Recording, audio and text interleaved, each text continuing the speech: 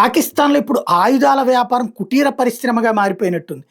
వరుసబెట్టి అక్కడ తాజాగా వెలుగులోకొస్తున్నటువంటి విజువల్స్ ఏకంగా మిషన్ గన్, స్టన్ గన్‌ని పోలినటువంటి ఆయుధాలని తయారు చేసి ఆహ్, ఉగ్రవాదులకి అమ్ముతున్నారట. ఏదైతే ప్రపంచవ్యాప్త ఉగ్రవాద సంస్థలు ఉంటాయో, ఆ ఉగ్రవాద సంస్థలు ఎక్కడ ఒకటి దేశాల దగ్గర నుంచి కొనాలి. లేదా ఆ మధ్యన అమెరికా ఆఫ్ఘనిస్తాన్‌లో వదిలిపోయినటువంటి ఆయుధాలను ఎలా అయితే వాడతారో అట్లాగా వాడుకోవాలి. అంటే అట్లా కొనుక్కోవాలి వాళ్ళ దగ్గర.